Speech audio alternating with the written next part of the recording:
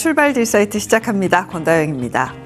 더위에 밤잠 이루지 못하시는 분들 많으실 것 같습니다. 열대야가 이어지고 있는데요. 이럴 때 주식이라도 좀 맘 편하게 보면 좋으련만 생각보다 아직까지 마음을 내려놓기는 어렵습니다. 장중에 분위기가 좋았습니다만 막판으로 갈수록 선물 시장에서 외국인 매수해서 매도로 돌려내면서 선물시장 마감을 지었고요. 애프터마켓에서 삼성전자와 SK하이닉스 장중 상승폭을 반납해냈습니다. 뉴욕 시장 같은 경우도 옵션 거래의 영향으로 변동성이 꽤 있다라는 분석들 나오고 있는데요. 마음을 언제쯤 내려놓을 수 있을까요? 일단 간밤 상황부터 함께 살펴보도록 하겠습니다. 브리핑 뉴욕 출발해 보시죠. 4거래일 연속으로 올랐던 증시입니다. 때문에 오늘은 좀 혼조세가 나타났고요. 무엇보다도 기술주 내에서의 엇갈린 양상들이 나타나게 되면서 나스닥 지수는 약세, 하지만 다우는 붙여주는 움직임 나타났습니다. 다우가 0.4%대 오름세 기록하면서 54,349포인트 기록해냈고요. S&P 500 사상 최고치 기록한 이후에 추가적으로 치고 나가지 못하는 아쉬운 흐름이었습니다. 0.1%, 그래도 이 정도면 자리 지켰다고 봐야겠죠. 7,723포인트였고요. 나스닥 지수가 0.8%대 살짝 조정받는 흐름들 체크됩니다. 26,363포인트, 러셀 2000 같은 경우도 0.6%대 하락세 연출이 됐습니다. 섹터 흐름 함께 보도록 하겠습니다. 오늘 커뮤니케이션 서비스가 2% 이상의 하락세로 눈에 띄는 약세 보여줬고요. 인포메이션 테크놀로지가 혼조세를 보여줬습니다. 오늘 대형 기술주 내에서도 왔다 갔다 하는 움직임들 포착이 되면서 역시나 수급은 이럴 때 헬스케어 쪽으로 가게 되고 부동산 쪽으로도 몰리는 모습들, 머티리얼스도 1.5%대 강세 포착이 됐습니다. 상승 하락 종목수 같은 경우는 반반의 느낌이었고요. 4거래일 연속 강세 후에 차익 실현 나오는 모습들, 특히나 옵션 거래에 따른 수급 이슈가 계속해서 부각되고 있는 뉴욕 시장입니다. 히트맵 함께 정리해 보도록 하겠습니다. 일단 구글이 4% 빠졌는데 엔비디아는 3% 오르면서 이 대형 기술주 내에서의 희비교차 이렇게 정리를 해볼 수 있겠고요. 사실 M7 종목 중에서 오늘 엔비디아의 하드캐리 만 보여졌을 뿐 큰 흐름은 포착되지 못했습니다.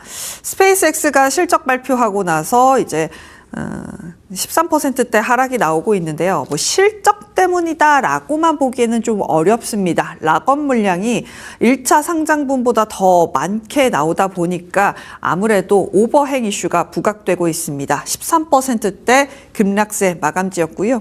스페이스X의 일론 머스크 실적 발표 이전에 우리는 데이터 센터 엔비디아 칩만으로 할 거야 라고 언급했다라는 거 어제 전해드렸습니다. 그러면서 엔비디아는 이렇게 이틀 연속 꽤나 강한 모습을 보여줬습니다만 AMD가 7%대 하락세 기록이 되면서 전반적으로 하드웨어 쪽에서 버티기는 쉽지 않았습니다.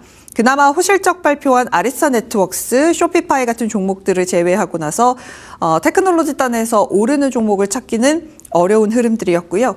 그리고 헬스케어가 또 오를 수 있었던 이유, 일라이릴리의 호실적 덕분입니다.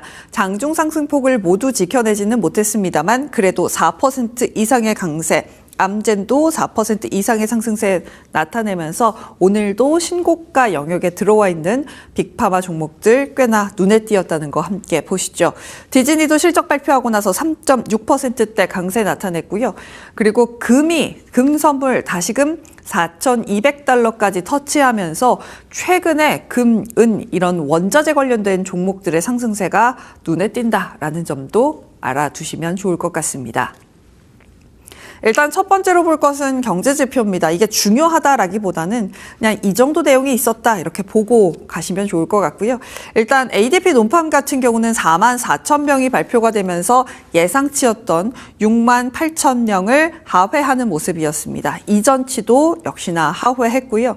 ISM 서비스업 지수라고 이야기를 하죠. 비제조업 PMI 지수 같은 경우는 54.1 발표가 됐습니다. 예상치가 54.5였기 때문에 좀 애매한 모습들 체크가 되고 있습니다.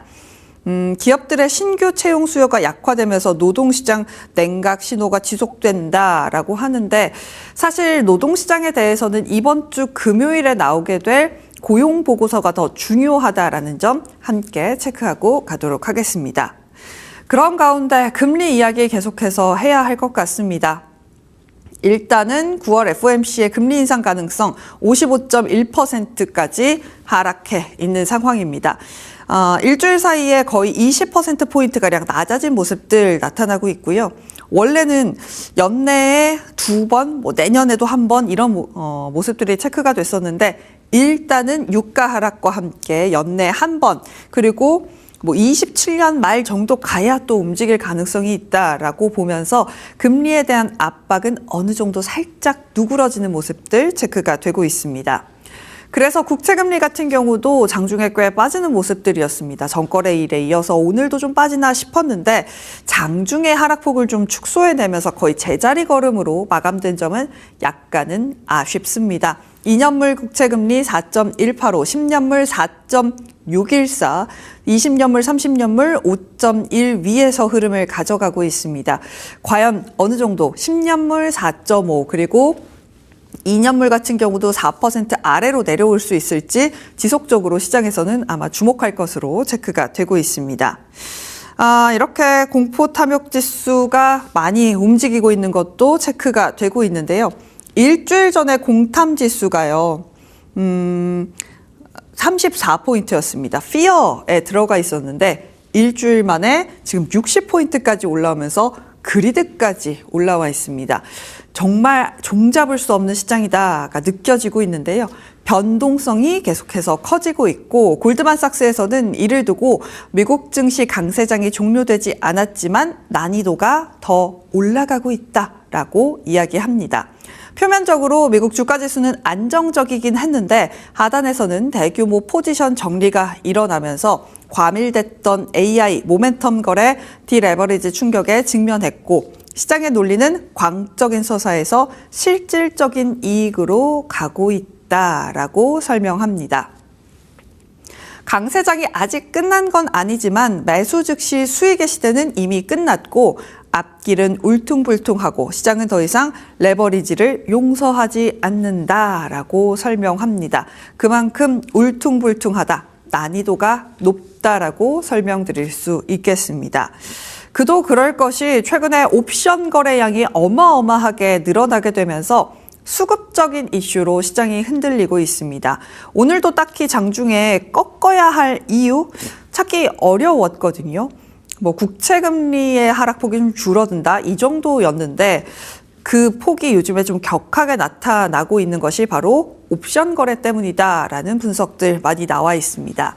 26년 2분기 일평균 옵션 거래량이 7,280만 계약으로 전년 동기 대비 19% 늘어나면서 사상 최고치의 거래량을 보여주고 있다라고 합니다. 지수 옵션, ETF 옵션 여기가 거래 증가를 주도하고 있고요. 기관 또 개인들도 요즘에 옵션 거래를 미국 시장에서 꽤 많이 하고 있다라고 합니다. 특히나 S&P 500 지수의 제로데이 옵션 거래량이 하루에 2천만 계약을 돌파하면서 연초 대비 46%나 올라갔다라고 합니다. 말 그대로 옵션으로 계속해서 시장을 흔들어대고 있다라고 보여지고 있는데요.